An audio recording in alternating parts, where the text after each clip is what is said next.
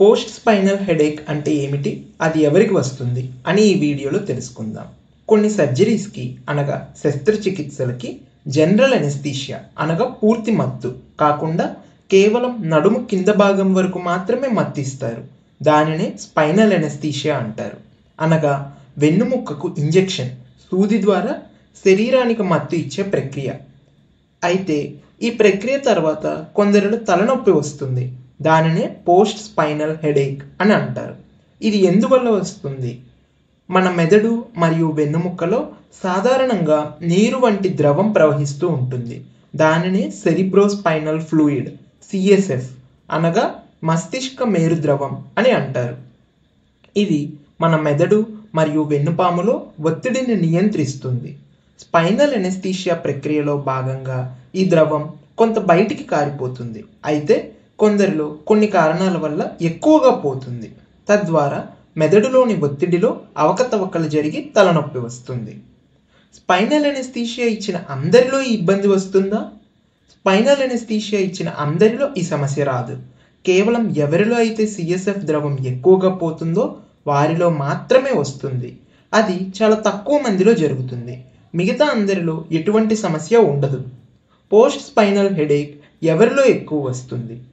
పురుషుల కన్నా స్త్రీలలో ఎక్కువగా వచ్చే అవకాశం ఉంటుంది. యుక్త వయస్కులలో, గర్భిణీ స్త్రీలలో, ఒబేసిటీ అనగా ఊబకాయం లేదా అతి బరువు ఉన్నవారిలో, వీరందరిలో వెన్నుపాము పై పొరలలో కొవ్వు ఎక్కువగా ఉండే అవకాశం ఉంటుంది. అందువల్ల సూది సరిగ్గా లోపలికి వెళ్ళలేదు. అటువంటి వారిలో 2-3 సార్లు సూదిని గుచ్చవలసి వస్తుంది. లేదా డ్యూరా కట్టింగ్ నీడిల్స్ అను పదునైన సూదులు వాడవలసి వస్తుంది. తద్వారా ఎక్కువగా సిఎస్ఎఫ్ ద్రవం బయటికి పోయే అవకాశం ఉంటుంది. కాబట్టి తలనొప్పి వస్తుంది. ఈ పోస్ట్ స్పైనల్ హెడేక్ లక్షణాలు ఏమిటి?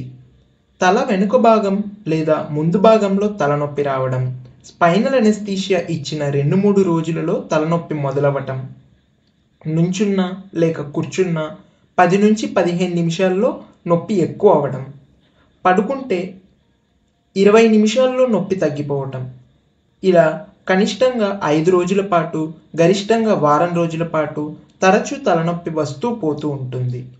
వారం రోజుల తర్వాత నొప్పి తగ్గిపోతుంది. తలనొప్పితో పాటు వీపు నొప్పి, మెడ నొప్పి, భుజాల నొప్పి కూడా ఉండొచ్చు.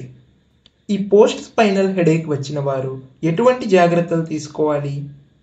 నీరు ఎక్కువగా తాగాలి, విశ్రాంతి తీసుకోవాలి, వీలైనంత వరకు పడుకొనే ఉండాలి. 2 గంటలకు ఒకసారి లెగిచి టాయిలెట్కు వెళ్ళటం లేదా ఇతర పనులు చూసుకొని మరలా పడుకోవాలి. కాఫీ తాగడం వల్ల మంచి ఉపశమనం లభిస్తుంది. ఎక్కువ ఇబ్బందిగా ఉంటే వెంటనే డాక్టర్ గారికి తెలియపరచాలి. పోస్ట్ స్పైనల్ హెడేక్కు ఏదైనా చికిత్స ఉందా? పోస్ట్ స్పైనల్ హెడేక్ వచ్చిన వారిలో 90% మందికి ఏ చికిత్స లేకుండా కేవలం బెడ్ రెస్ట్తోనే తగ్గిపోతుంది. కొందరిలో ఎన్ఎస్ఏఐడ్స్, ఓపియాయిడ్స్ వంటి పెయిన్ కిల్లర్స్తో తగ్గిపోతుంది. ఎపిడ్యూరల్ బ్లడ్ ప్యాచ్ వంటి చికిత్సా విధానాలతో తీవ్ర స్థాయి ఇబ్బంది ఉన్నవారిలో కూడా సంపూర్ణ చికిత్స చేయవచ్చు. పోస్ట్ స్పైనల్ హెడేక్ కానీ బ్యాక్ పెయిన్ కానీ వస్తాయనే భయం వల్ల స్పైనల్ ఎనెస్థీషియా బదులుగా జనరల్ ఎనెస్థీషియాకు మారాల్సిన అవసరం ఉందా? పోస్ట్ స్పైనల్ హెడేక్ కానీ బ్యాక్ పెయిన్ కానీ కేవలం చిన్న తాత్కాలిక సమస్యలు మాత్రమే. 90% మందిలో ఎటువంటి చికిత్స అవసరం లేకుండా వాటంతట అవే తగ్గిపోతాయి. కొంతమందిలో మాత్రమే ఎక్కువ ఇబ్బంది కలిగిస్తాయి. అటువంటి వారికి కూడా మెరుగైన ఔషధాలు, చికిత్సా పద్ధతులు ఉన్నాయి. కాబట్టి దీని కారణంగా స్పైనల్ ఎనెస్థీషియాకు బదులుగా జనరల్ ఎనెస్థీషియాకు మారటం సరైనది కాదు. జనరల్ ఎనెస్థీషియా కన్నా స్పైనల్ ఎనెస్థీషియాలో త్వరగా రికవరీ ఉంటుంది.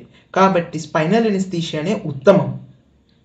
ఈ వీడియోను మీ సన్నిహితుల్లో స్పైనల్ ఎనెస్థీషియా ద్వారా ఆపరేషన్ చేయించుకున్న వారికి లేదా చేయించుకోబోతున్న వారికి షేర్ చేసి అవగాహన పెంచండి. ఇటువంటి మరిన్ని ఆరోగ్య సమస్యలు, వాటి పరిష్కారాలపై వీడియోల కోసం మా ఛానల్ను సబ్స్క్రైబ్ చేసుకోండి.